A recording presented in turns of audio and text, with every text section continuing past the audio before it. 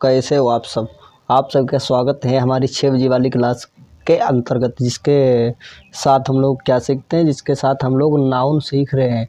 Noun के अंतर्गत हम लोगों ने कल की क्लास में, यानी कल जो पार्ट 1 हुआ था, उसके अंतर्गत काफ़ी चीज़ें और काफ़ी नई जानकारी के साथ हम लोग हाजिर हुए थे और मिले थे नए नियम, नई जानकारी के साथ। तो आज पार्ट 2 यानी 2 नंबर की क्लास होने वाली है और इसके अंतर्गत हम सीख रहे हैं एसएससी की इंग्लिश, उसके साथ ही साथ बैंक सीटेट।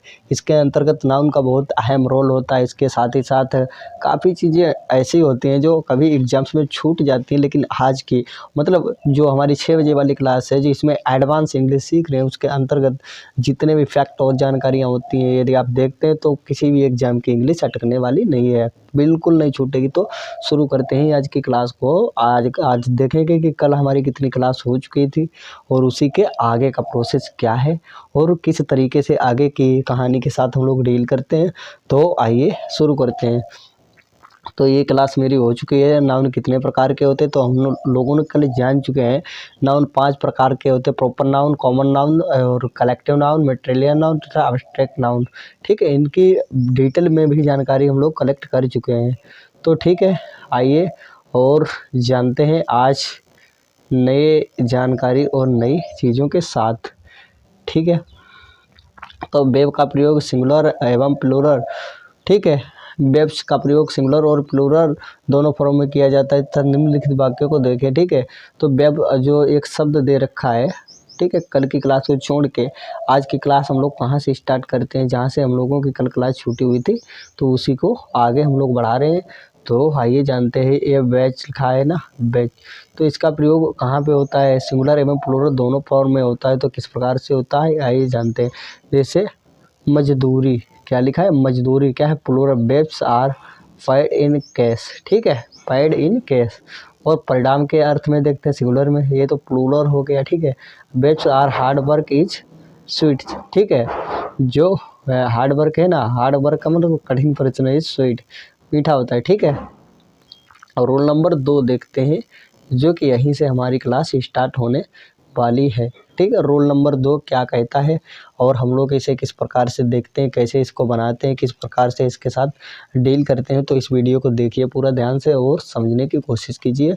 तो आइए देखते हैं। कुछ नाउन्स दिखने में बहुवचन होते हैं या प्लूरल होते हैं, ठीक है, लेकिन अर्थ में सिंगुलर होते हैं। ठीक है, अर्थ में सिंगुलर होते हैं, इनका प्रयोग हमेशा सिंगुलर में ही होता है। जैसे कि देखने में हम देखेंगे तो लगेंगे प्लूरल है, लेकिन होते सिंगुलर है और उसका यूज भी सिंगुलर की तरह ही होता है। ठीक है, आगे देखते हैं वो ऐसे शब्द कौन से हैं जिनका प्रयोग प्लूरल देखने में लगते हैं कि बहुवचन होंगे, लेकिन एक वचन के वाक्य होते हैं और उनका यूज एक वचन के साथ ही किया जाता है। उसकी उन वाक्यों की लिस्ट देख लेते हैं एक बार, फिर आगे चलते हैं। वो कौन से हैं? जैसे कि न्यूज़, जहाँ पे न्यूज़ आ जाए ना, लगता है ऐसा लगा है न्यूज़ बहुवचन होगा, लेकिन नहीं, एक वचन होता है। ठीक है, एयरलाइंस, ठीक है, पॉलिटिक्स, ठीक है, सोमन्स, फिजिक्स, इकोनॉमिक्स, ठीक है, मैथमेटिक्स, ठीक है, और भी लिखा है ना, क्या है, मॉम्स। ठीक है, जो भी इतनी जानकारियाँ दे रखी हैं सभी एक वचन के अंतर्गत ही काउंट की जाती हैं। वो एग्जाम्पल देख लेते हैं, उदाहरण, no news is good news. ठीक है, no news is good news. जो नो न्यूज मतलब कोई जो ऐसी न्यूज या ऐसा समाचार नहीं है जो अच्छा है। कहने का मतलब है कि कोई समाचार ऐसा नहीं है जो अच्छा है। ठीक है, तो नो न्यूज इज, ठीक है, no news is good news. आगे देखते हैं 2 नंबर का, पॉलिटिक्स मतलब राजनीति, इज ए डर्टी गेम। राजनीति होती है ना, एक गंदा खेल होती है। ये भाई कभी कभी अपने अपनों में झगड़ा दरारें डला देती है, अपने अपनों में लड़ाइयाँ होती हैं। जैसे कि हम लोग कई बार इतिहास को उठा के देखते हैं तो भाई भाई में लफड़ा, पिता भाई में लफड़ा। जब बिंदुसार का शासन हम लोग देखा था इतिहास के अंतर्गत, तो उसमें देखो कौन किसको मारता है, सगे भाइयों, अब सगे भाई और पिता भाई, ये सभी के कत्ल ही हो जाते हैं एक के बाद एक। जैसे कि पुत्र ने बाप को मारा तो उनका लड़का होगा उनको मारेगा, उनका लड़का होगा उनको मारेगा, शासन पाने के लिए। इसलिए politics is a dirty game, राजनीति गंदा खेल है। ठीक है, आगे देखते हैं 3 नंबर क्या कहते हैं, economy is an interesting subject. ठीक है। इकोनॉमी का मतलब होता है कि जैसे अर्थव्यवस्था है ना, आर्थिक जानकारी होती है। इकोनॉमी इज इंटरेस्टिंग, मतलब इंटरेस्टिंग सब्जेक्ट है, उनकी ओर हमारा ध्यान खींचा चला जाता है। ठीक है। इथिक्स डिमांड ऑनेस्टी, जो इथिक्स होती है ना, वो किसकी डिमांड करती है? ऑनेस्टी की, ईमानदारी की। ठीक है। आगे चलते हैं रूल नंबर 3 की तरफ। रूल नंबर 3 क्या कहता है? आज भी गला खराब है तो इसके चक्कर में कुछ सही से लगता है हो नहीं पा रहा है। चलिए आगे देखते हैं। रूल नंबर 3 क्या कहता है? कुछ नाउन दिखने में सिंगुलर लगते हैं लेकिन इनका प्रयोग कैसे होता है? प्लूरल में होता है। देखने में लगेंगे ये एक वचन है, लेकिन इनका यूज कैसे होगा? इनका यूज हमेशा प्लूरल कहें तो बहुवचन में होगा। ठीक है। तो वो कौन से वाक्य हैं? ठीक है, आइए इसको थोड़ा छोटा कर लेते हैं। ठीक है। तो वो वाक्य है केटल, ठीक है, कैवलरी, इन्फेंट्री, पोल्ट्री। ठीक है। तो चिल्ड्रेन, ये सभी क्या है? पुलिस, पीपल, ये सब लगते हैं कि एक वचन होगा, लेकिन बहुवचन के शब्द होते हैं। कितने? बहुवचन के शब्द होते हैं, और इनका यूज भी बहुवचन क्रियाओं के साथ ही होता है। I hope it's that clear everyone. ठीक है। आगे देखते हैं एग्जाम्पल। ठीक है। इसमें यस नहीं लगता है। ठीक है। केवल चिल्ड्रन से ऐसा नहीं लिखा जाता है, केवल ऐसे ही छोड़ दिया जाता है। जैसे प्यूपल, पुलिसेस नहीं होता है, चिल्ड्रंस नहीं होता है। ठीक है। ये खुद बहुवचन लेके ही पैदा होते हैं। ठीक है। आगे देखते हैं। जैसे cattle is grazing in the field. Cattle क्या है? ग्रेजिंग है, कहाँ पे? In the field. और आगे देखते हैं अगला एग्जाम्पल क्या कहता है? Our infantry has marched forward. ठीक है। इन्फेंट्री क्या की गई? मार्च का फॉरवर्ड की गई मार्चेड के द्वारा। Police have arrested the thief's. Police ने किसे अरेस्ट किया? थिप्स क्या होते हैं? चोरों को। ठीक है। पुलिस ने चोरों को अरेस्ट किया। नोट, पीपल का अर्थ है लोग। ठीक है। पीपल्स का अर्थ क्या होता है? विभिन्न मूल्यांकन, डिफरेंस लोग। ठीक है। तो पीपल खुद लोग होता है, तो लोग का मतलब ही बहुवचन होता है, तो इसमें पीपल्स की ज़रूरत ही क्या होती है? ठीक है। आगे देखते हैं फैक्ट नंबर 4 नंबर रूल की तरफ। कुछ नाउन का प्रयोग केवल सिंगुलर फॉर्म में होता है। ठीक है। सिंगुलर फॉर्म में होने के बाद क्या होता है? अनकाउंटेबल नाउन है, इनके साथ आर्टिकल किसका प्रयोग होता है? ए अथवा एन का प्रयोग नहीं किया जाता है। ठीक है। किसमें? कुछ नाउन ऐसे होते हैं जो सिंगुलर नाउन होते हैं, अनकाउंटेबल। ठीक है। इनमें आर्टिकल ए एन का प्रयोग नहीं किया जाता है। कैसे नहीं किया जाता है और वो कौन से होते हैं? देखते हैं। स्केर्टी पोर्टी, furniture, advance information, hair business. ठीक है। मैशू ब्रेड और स्टेशनरी, इतने और ये सभी वाक्य दे रखे हैं, तो इनका प्रयोग किसमें नहीं होता है? ए या एन का प्रयोग नहीं करते हैं। ठीक है। आइए एग्जाम्पल के द्वारा देखते हैं। The scenery is Kashmir is very charming. ठीक है। तो क्या है? स्केनरी ऑफ कश्मीर की जो स्केनरी है ना, बहुत ही चार्मिंग है। ठीक है। आगे देखते हैं नंबर 2 क्या कहता है? I have no information about her residence. तो क्या है? हमारे पास कोई, मेरे पास कोई इन्फॉर्मेशन या जानकारी नहीं है। किसी अबाउट का मतलब किसी के बारे में, हर मतलब उसके रेजिडेंस के बारे में मेरे पास कोई जानकारी नहीं है। ठीक है। तो यहाँ पे ये का प्रयोग नहीं करना है, ए एन का प्रयोग नहीं करना है। ठीक है। The mischief comedy by him unpardonable. ठीक है। आगे हिज हेयर इज ब्लॉक, मतलब उसके जो हेयर है ना वो कैसे हैं? ब्लॉक हैं। I have brought some equipment, I have क्या लिखा है? Needed for project. ठीक है। तो क्या है? इनक्यूपमेंट। तो आगे देखते हैं। इन नाउन का बहुवचन नहीं है। क्या लिखा है? इन नाउन का बहुवचन नहीं बनाया जा सकता, जैसे कि सिंसियर, इंफॉर्मेशन, फॉर्च्यूनर, हेयर। लिखना गलत लगता है। ठीक है। तो यदि युक्त नाउन सिंगुलर या प्लूरल दोनों फॉर्म में आवश्यक हो तो इसके साथ कुछ शब्द जोड़ देते हैं। वो कौन से शब्द हैं? आइए एक बार इन शब्दों को भी देख लेते हैं। ठीक है। जैसे I gave me a piece of information. ठीक है। I he gave me a piece of information. अगला कहता all piece of information given by her were reliable. ठीक है। आगे कहा गया many kinds of furniture are available in that shop. आगे कहा गया है I want to few article of jewellery. ठीक है। आई का मतलब होता है मैं वांट है फ्यू आर्टिकल ऑफ ज्वेलरी। और अगला सी नंबर कहता he ate two slice of bread. तो ब्रेड के कितने खाएं? 2 स्लिप्स। ठीक है। Please show some. तो इसी तरीके से इतने वाक्य दे रखे जो कि इस ऊपर वाले का एग्जाम्पल है। नोट मनी का प्लूरल फॉर्म एनिमोनीज हो सकता है। इसका अर्थ सम्स ऑफ मनी होता है। ठीक है। Money have been collected and handed to the women. ठीक है। वेलफेयर सिक्योरिटी के लिए उन्होंने क्या किया है? कलेक्ट की क्या? मनी। 5 नंबर का नियम कहता है कुछ नाउन बहुवचन एवं एक वचन दोनों में एक ही रूप में होते हैं, जैसे deer, sheep, series, species, fish, crew, team, jury, aircraft. ठीक है। काउंसिल्स। इतने तरीके के वाक्य आते हैं। इनका प्रयोग एक वचन और बहुवचन दोनों रूपों में किया जाता है। आगे देखते हैं।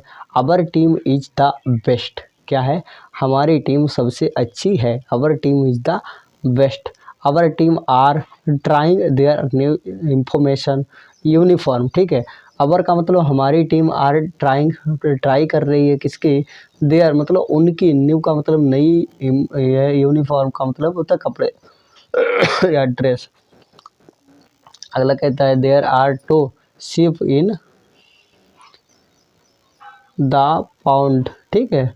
पाउंड के लिए कितने शिप हैं? 2। अगला नियम क्या कहता है? हाई वांडेड नाउन का प्रयोग भी प्लूरल फॉर्म में नहीं होता है। वो कैसे? ही गेव मी 200 रुपीज नोट। उस ही का मतलब होता है वह या उसने, गेव में उसने मुझे दिए क्या? 200 मतलब 200 रुपये के नोट। ठीक है। रुपीस या रुपए में परिवर्तन करें कैसे? यहाँ पे रुपीज है ना, नोट्स है। ठीक है। ही स्टे इन 5 स्टार होटल्स। ठीक है। ही का मतलब होता है वह, स्टे का मतलब रुकता है कहाँ, इन का मतलब में 5 स्टार होटलों में। ठीक है। वह कहाँ रुकता है? 5 स्टार होटलों में रुकता है। अगला क्या कहता है? अगले देखते हैं थोड़ा सा। ठीक है।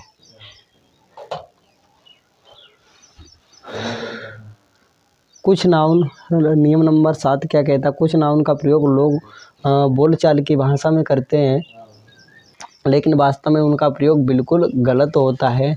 जो कि होता है काउंसियस ब्रदर। ठीक है। Council brother. ठीक है। इसका सही रूप होता है कजन। ठीक है। Council sister. ठीक है। इसका भी कजन। पिकोस्टर। ठीक है। पिकवर्ड। ये सही है। यहाँ पे जो बिग स्मॉल ब्रदर ये लिखा है ना, ये सारे गलत होता है। बिग इसी प्रकार से इधर वाले जो वाक्य हैं ब्लंडर, ये सही हो जाता है। बिग या स्मॉल ब्लंडर नहीं होता है, खाली ब्लंडर ही सही रहता है। स्ट्रॉन्ग एवरेज गलत होता है, लेकिन स्ट्रॉन्ग वाइंड सही रहता है। बेड ड्रीम यानी बुरा सपना सही नहीं होता है। नाइटमेयर सही होता है। तो फ्लोर, आगे बढ़ो। क्या है? फ्लोर की जगह ग्राउंड सही रहता है। स्किल की जगह टैलेंट सही रहता है। इवेंट की जगह जोशली सही रहता है। ठीक है। तो आइए 8 नंबर देखते हैं। 8 नंबर का नियम क्या कहता है? 8 नंबर कहता है कुछ नाउन जो अर्थ में तो प्लूरल होते हैं, लेकिन यदि इनके पूर्व किसी निश्चित संख्या विशेषण कहें तो डेफिनेट नंबर एडजेक्टिव का प्रयोग किया जाता है, तो नाउन को प्लूरलिस नहीं किया जाता, मतलब प्लूरल नहीं बनाए जाते। जैसे पेयर, स्कोर्स, ग्रोथ, स्टोन, क्या है? 100, डजन, 1000, मिलियन और बिलियन। ठीक है। इस तरीके से वाक्य जो निकलते हैं उनका क्या किया जाता है? का प्लूरल होते हैं, लेकिन ठीक है निश्चित विशेषण होता है। तो किस तरीके से इनके वाक्य को बनाते हैं, I have 2 pairs of shoes. ठीक है, आई हैव 2 पेयर मतलब 2 पेयर हैं किसके, जूतों के, शूज के। अगला कहता है आई हैव 200 क्या रुपीज ओनली, मेरे पास कितने, सिर्फ और सिर्फ 200 रुपये पड़े हैं, या मेरे पास 200 रुपये हैं। अगला कहता है सी परचेड, उसने परचेड किया क्या, 3 डजन क्या है पेंसिल, उसने कितनी 3 दर्जन पेंसिलों को परचेज किया या खरीदा है। अगला कहता है ही हैव ऑलरेडी, वह सब पहले से ही डोनेट 5000 रुपीज़, उसने कितने 5000 रुपये पहले से ही डोनेट करे हैं। अगला कहता है लेकिन इनके साथ इंडेफिनेट काउंटेबल, इंडेफिनेट का है तो मतलब अनिश्चित, काउंटेबल जो होता है ना का प्रयोग हो तो उन्हें प्लोरिस किया जाता है, मतलब बहुवचन के साथ जोड़ दिया जाता है। कैसे, डजन्स ऑफ वुमेन मतलब दर्जनों महिलाएं, क्या कहा, डजन्स ऑफ वुमेन दर्जनों महिलाएं। हंड्रेड्स ऑफ पीपल मतलब सैकड़ों लोग। मिलियंस ऑफ डॉलर मतलब लाखों में डॉलर। ठीक है, cross of of many pairs of shoes, तो इस तरीके से बहुवचन भी बनाया जाता है। अगला देखते हैं, जैसे उदाहरण क्या कहता है, hundreds of people came to see the fire, तो हंड्रेड्स ऑफ पीपल का मतलब होता है सैकड़ों की संख्या में लोग, मतलब सैकड़ों की तादाद में लोग। कम का मतलब, केम का मतलब आए, टू का मतलब to see the fire, fire का होता है मेला, तो मेला देखने के लिए कितने लोग आए, सैकड़ों की संख्या में लोग आए। अगला कहता है द डोनेट मिलियंस ऑफ रुपए, तो ही डोनेट मिलियंस ऑफ रुपए का मतलब होता है उसने क्या किया है, डोनेट किया है, मतलब दिया है क्या, मिलियंस लाखों रुपए। ठीक है, उसने लाखों रुपए डोनेट किए। ठीक है, अगला रूल नंबर 9 क्या कहता है, किसी नाउन के बाद प्रीपोजिशन का प्रयोग हो। ठीक है, यदि किसी नाउन के बाद किसी प्रीपोजिशन का प्रयोग हो तो और फिर वही नाउन रिपीट हो तो नाउन सिंगुलर फॉर्म में होना चाहिए, वहाँ पे प्लूरल या बहुवचन नहीं लगता है। कैसे नहीं लगता है, आइए देखते हैं। कहता है टाउन आफ्टर टाउन, मतलब यहाँ पे टाउन कितनी बार दे रखा है, 2 बार। Town after town was devastated. अगला कहता है row upon row, row upon row of marble look beautiful. ठीक है, मतलब 2 बार इसका प्रयोग हुआ है, तो क्या है, तो एक वचन के साथ ही इसको बनाते हैं, बहुवचन का प्रयोग नहीं करते। जैसे कि बाज लगा दिया, एक वचन हो गया। ठीक है, यहाँ पे लुक्स का मतलब होता है दिखता है, दिखता है कैसा, ब्यूटीफुल। ठीक है, अगला देखते हैं सी नंबर, ही रिक्वायर्ड उसे रिक्वायर्ड है, ज़रूरत है किसके, फ्रॉम डोर टू डोर, मतलब एक दरवाजे से दूसरे दरवाजे, मतलब घर घर जाने की या घर घर किसी कार्य को करने की ज़रूरत है, he required from door to door.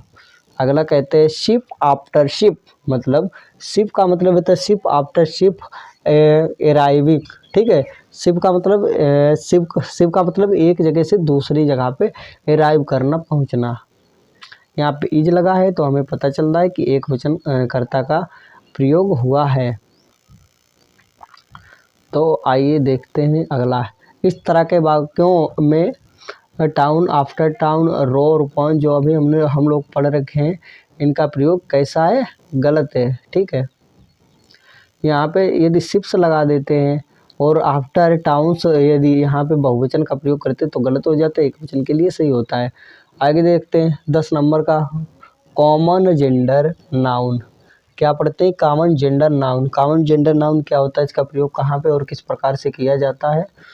Common gender जैसे क्या होता है, teacher, student, child, clerk, advocate, worker, writer, leader, musician. मतलब टीचर का मतलब होता है अध्यापक जो हम सभी को पढ़ाता है। स्टूडेंट तो हम लोग होते हैं छोटे से जो पढ़ाई करते हैं, स्कूल विद्यालय जाके पढ़ाई करते हैं। चाइल्ड का मतलब होता है बच्चा, एडवोकेट का मतलब होता है वकील, और वर्कर का मतलब होता है काम करने वाला जो किसी कार्य को अपनी मेहनत के साथ पूरा करता है। राइटर का मतलब होता है लेखक, और लीडर का मतलब होता है किसी नेता अभिनेता, और म्यूजिशियन का मतलब होता है गायक जो सुंदर सुंदर गाने गा के सभी का मन मोह लेते हैं इत्यादि। ठीक है, कॉमन जेंडर नाउन के अंतर्गत गिने जाते हैं। कॉमन, तो ऐसे नाउन में जिसका प्रयोग मेल और फीमेल दोनों के लिए किया जाता है उसे डबल जेंडर, ठीक है, डबल जेंडर भी कहा जाता है। जब इस तरह के नाउन का प्रयोग सिंगुलर में किया जाता है तो सामान्यतः ही, हिज, हिम का प्रयोग किया जाता है। तो किस प्रकार से, आइए एग्जाम्पल के द्वारा देखते हैं।